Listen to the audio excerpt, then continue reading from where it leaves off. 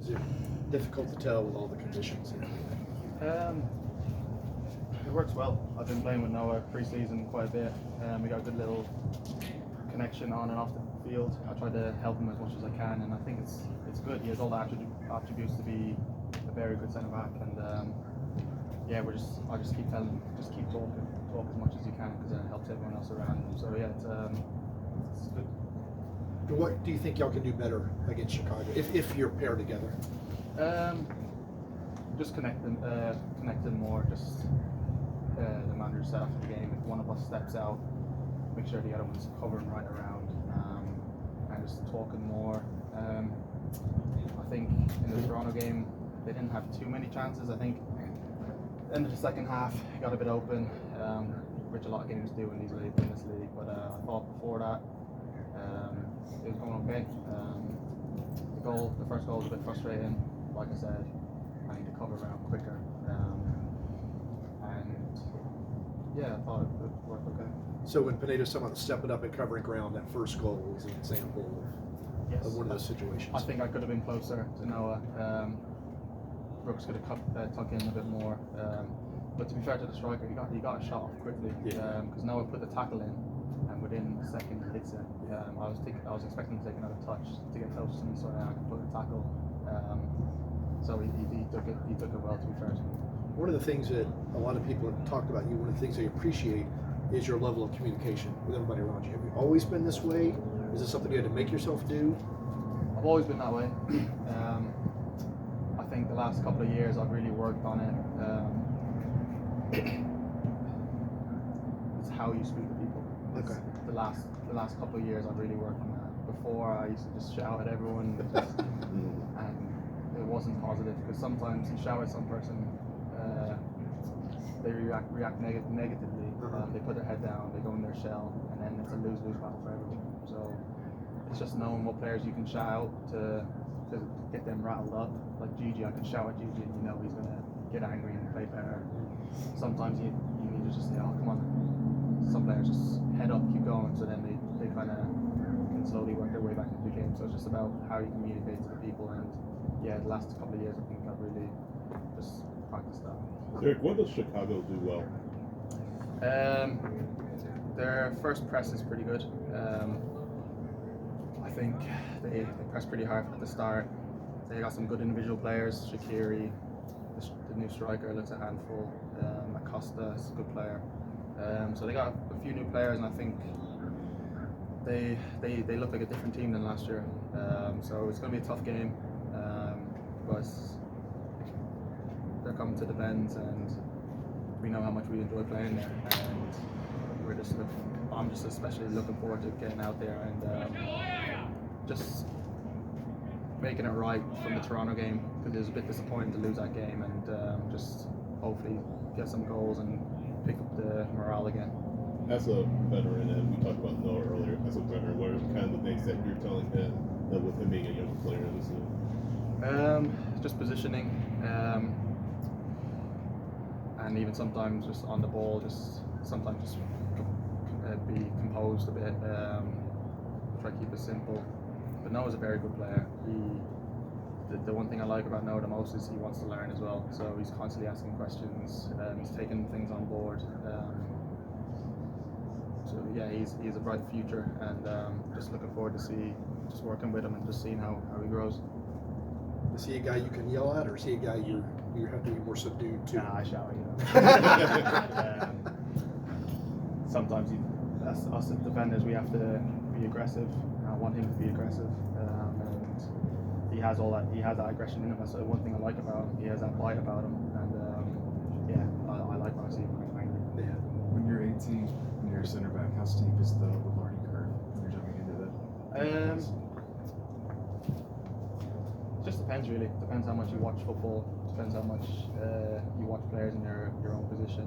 I remember at that age, I had a few good mentors to look forward to. I was watching Richard Dunn, James Collins, Premier League veterans. So I was just learning from them every day. So just depends really.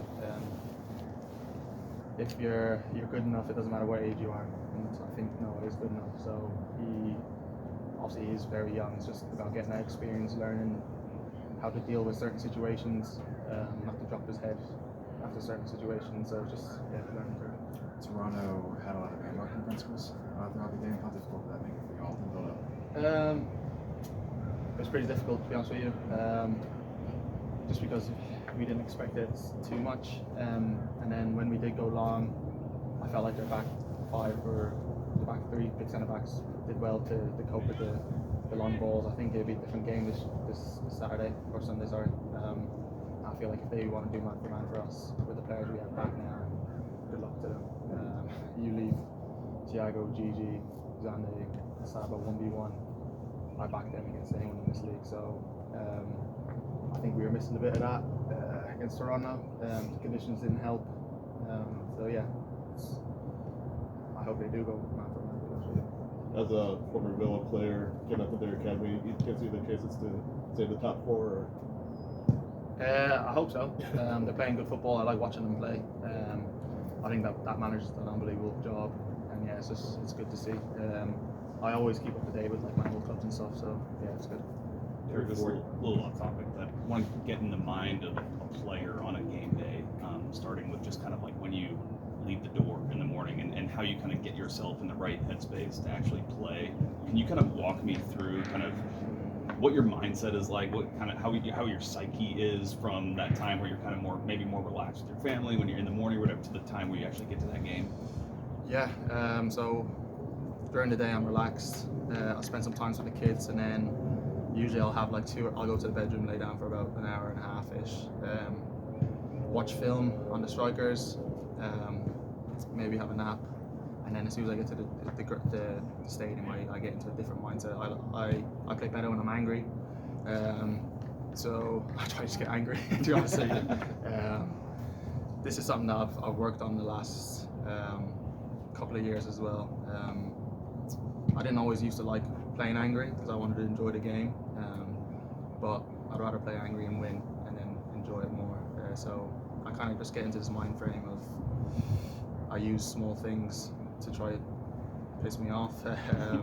If I've seen something, maybe something they've said or something that happened to me before, I try to use that. Is it because you're not normally like that? Like you're not normally an angry person, so you kind of have to get yourself revved up a little bit for a game? I'm angry when I play. When I play sports, I'm very competitive, which I don't always like. Cause sometimes I turn into do anything to win. But I just learned that's the way I am. So I kind of leaned into it more. And yeah, I've been kind of enjoying it, to be honest with you.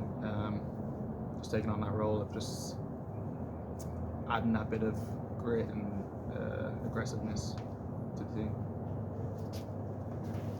How's it been adjusting to the city? To be honest with you, I live further out. I live about 40 minutes out, but I've been really enjoying it. Me and my family love it. We're close to Alpharetta, so we're walking distance to restaurants and stuff like that. I'm really enjoying it. It's quiet. Yeah, it's nice. Are the traffic worse in DC or the other way around? It's probably worse here. It's bad here. Even LA, I think here's worse than LA, to be honest with you. It just depends what time we're going to a certain place, isn't it? Derek, through 4 games, Atlanta United's averaging less than 50% possession. I think that might be the first time in club history. How would you judge why that might be? Is it just the nature of those 4 games or anything else that you're noticing? That's a good question. Sometimes it's how you shape up defensively, where you want to give up space. If you don't want to give up space in behind, sometimes you drop deeper, so then you kind of defend deeper, so they have more space in front of you. But I don't feel like we do that too much. It's something we're still working on. Every day we talk about it, just about our press and pressing at the right times. Sometimes we don't get our pressing at the right times, and then that can give them an extra 5 to 10% possession in the game. The one positive thing I think is, especially at home, is I think against Orlando they might have a bit more possession, and I felt like we could have scored 8 or 9 goals. So sometimes you're like, okay, we could have an extra 5%, but we could take away 3 or 4 chances. And I think, look, we want to be a possession-based team, 100%. We want to dominate the ball, dominate chances. I think that will come. But at the moment, it's not too bad. I think we're not giving up too many chances compared to the possession that the other team's been having. I think that's a big thing. If we were conceding a lot of chances, then you're like, hold up, something's definitely not right. But yeah, we definitely want to get that better. We want to be dominating the ball. So I think it's just our pressing triggers really. We need to work on. How's it been adjusting to the system that Gonzalo prefers? Because obviously Greg had his system, Wayne had his system. So how do those different from what Gonzalo prefers? To be honest, on the ball, it's quite similar to Wayne because last year I played in the middle of a 3. So I was comfortable on the ball in there. So it kind of transitioned pretty nicely, to be honest with you. The only difference was transferring into the 4 when we defend, which I did with Greg a lot. Greg liked the team to be more open, which was more difficult to defend. And the way Gonzalo likes it is, I think it suits me a lot better. He likes aggression, he likes being organised, which is a big thing. So yeah, it's been a breath of fresh air to work with him. Really, I'm really enjoying it. Every day I learn something from him. Just how he speaks in the meetings, how he treats everyone the same, which I think is massive here. Because with the DP, the salary the way it works out, sometimes you can have sometimes, what's the word? Discrepancy. Yes, you can have that sometimes, but the manager speaks to everyone the same, so I really like that, and I think it comes across well.